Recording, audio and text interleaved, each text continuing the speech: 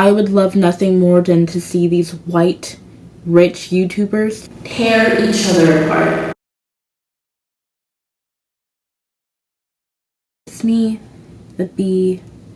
Hi, how are you? Nice to meet you. I think that you look great today.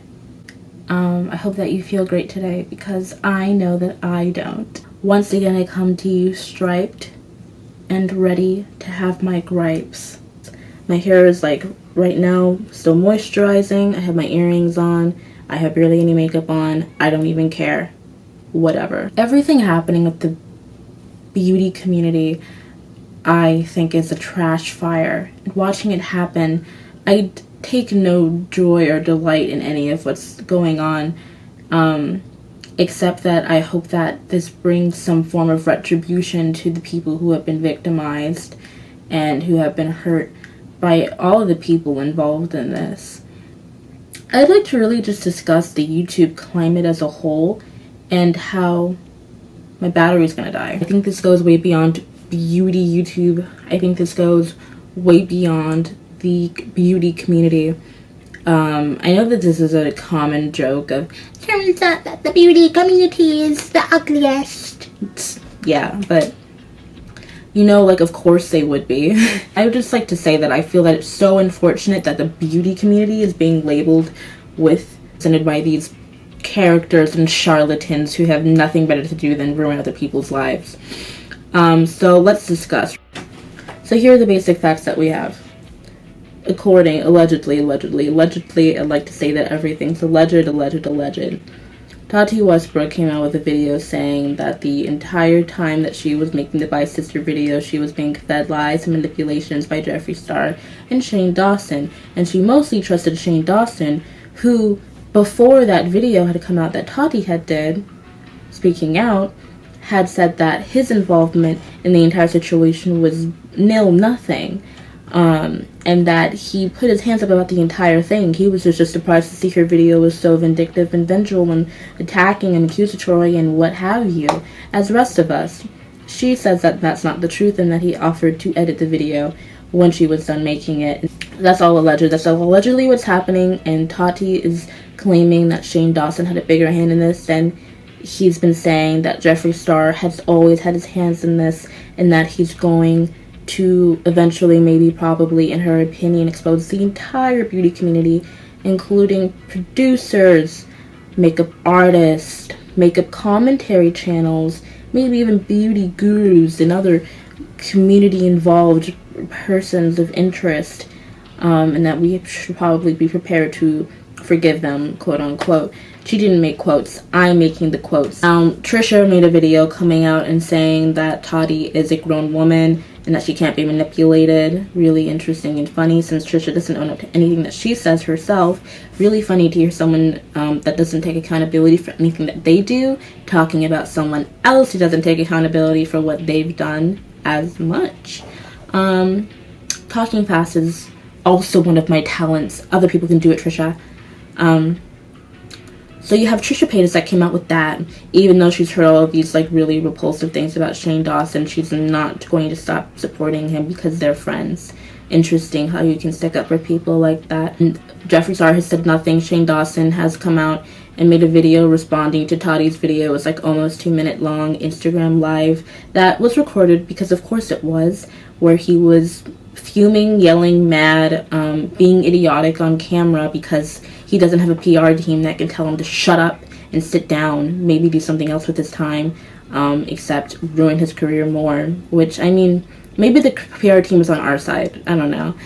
He basically rolled his eyes and was going to say who cares when Tati admitted that she had faced sexual assault in her past as well, and then changed it to saying that he was when he was younger, which at this point, honey bunny boo boo, being doesn't lead you to make racist and pedophilic jokes at the expense of brown children, black children, and other people.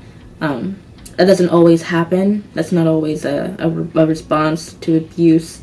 So I think that was really interesting. Whatever. Recently, Trisha Paytas made a video defending Shane Dawson and denouncing Jeffree Star and Tati Westbrook. I can barely take anything that she says seriously anymore, and I don't care what she contributes to this conversation except that Jeffree Star sucks. Whatever. We all know. Everyone's known by now. It's been said thousands and thousands and thousands of times over by people who were smaller and then got denounced, who were bigger and then got denounced, and all of this stuff. But the common denominator has and always will be Jeffree Star. I think that the most interesting thing, actually, is how the beauty drama YouTubers are reacting. Sebastian Williams actually recently made a video where he discussed his involvement talking about all these beauty YouTubers and all these special characters in the YouTube community, and how charmed he felt by it all, and how he recognizes all these people as just people and individuals. And while his video was short and I kind of didn't get the complete reason why he made it, I understand, I guess, the intent of why he made it, to kind of own up to the fact that he's been involved in a lot of these schemes, and seeing people who are actual people at the end of the day being torn down left and right, that you've been close to, in any capacity, it's always hard and difficult. And I'd love to see, you know, what Miss Billy has to say about all of this. I've been watching Smokey Glow a lot, who is magnificent. Nappy-headed Jojoba, or T, rather. She made she did a live video about Tati that I think brought up a lot of really good points, and I think it's super cool to see people who deserve more attention and deserve more interaction discussing people who, honestly, like, their fame is unwarranted. We gave Shane Dawson a platform after he was a racist online, after he did blackface online, after he publicly defended the likes of Tana Mojo, Jake Paul, etc. So how do I feel about all this drama? Well, I feel like this is the perfect thing to happen during this special moment in time. I would love nothing more than to see these white, rich YouTubers tear each other apart and tear each other down. I want them to publicly deface their entire livelihood, and I want them to have to reap the consequences. And this video is going to be all over the place, but I don't even care. Let's talk about James Charles real quick, who, just to state it, I don't know if I like James Charles. Excuse me, I burped. I don't know if I like James Charles. I think I'm pretty certain about the fact that I do not like James Charles. To think about the fact that James Charles, like many other up-and-coming white, femme, whatever, like gay YouTube guys based in LA or Wisconsin or what, they all go to LA eventually, I don't care.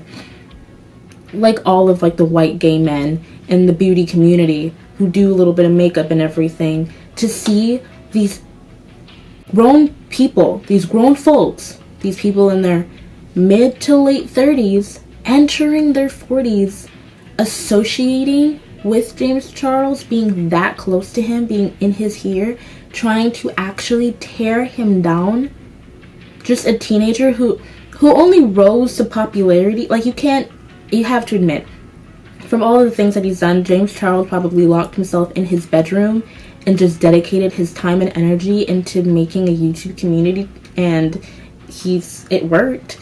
But like, the guy probably didn't experience much anything else beside high school, junior high, primary education. Those were the years that he got to experience. Real life adulthood is something that he doesn't have. And like, maybe normal friends around his age are probably something he doesn't have either. You have people around his age that are like Tana Mojo. And personally, I don't want to be friends with Tana Mojo. Who else is there around his age? They're like in their like mid, late 20s. Like, maybe like Liza. Maybe Liza Koshy. I think that him talking to Jen Marbles was good. A woman that just entered her 30s. It was fine. She wasn't weird about it. But everyone else has been weird. Everyone else is weird. It's so gross and repulsive to think of these people middling and like going around and just playing with this boy, like an actual boy. This, like, he's barely a grown adult person. You're sick. To Shane Dawson, you're sick. To Jeffree Star, you're sick. Tati, you're like probably a little bit ill. Trisha Paytas, totally like, you need to go to like a doctor. You're really sick. You need to get like antibiotics for the sickness that you have. I don't doubt that all of the people who are speaking out right now, say like a few like random YouTubers, I'm sure that they all honestly have been disgustingly perverse, repugnant, totally just displaying the most abhorrent behavior. I hate that this is like being a thing that's discussed on drama channels. Nothing against them. This is dramatic for sure, but this is involving actual people's lives now. There like might be, probably is, might be, we don't know, an actual victim of an assault. There are people who are being threatened left and right. There's now legal affairs involved in this. It's a whole jamboree of foolishness and horrifying news and constant amounts of barrages of information, and no one knows what to do with them. I don't even know what to do with them except to get completely and utterly exhausted. And these are the people that you support. I stopped supporting Jeffree Star when I was like 12 or 13 because I stopped listening to that one song that he published. I don't like anyone that uses a black woman or paints themselves as a black woman and purports that disgusting rhetoric of the ghetto woman. You're nasty.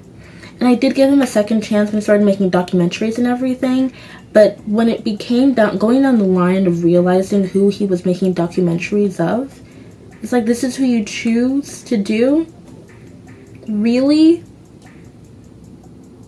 Like, the only person who was even, like, fine was Eugenia Cooney. And, like, that entire situation is a whole thing involving a psychiatrist, psychologist, whatever. Like, fuck. Oh, my God. Come on. And that apology, saying that you're everyone's grandfather? Dude, ew.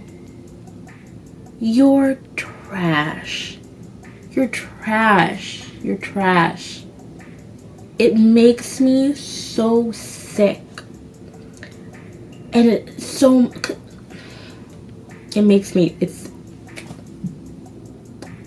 what can even be said at this point? I wish that these YouTubers never had a platform, but I'm glad that they're being deplatformed now, although it took the voices of other rich white people to have YouTube demonetize them and deplatform them, or at least attempt to. I hope that eventually we see that Jeffree Star and Shane Dawson are taken off of the leaderboards of the YouTube community. I hope that Trisha Paytas one day learns when to take a break.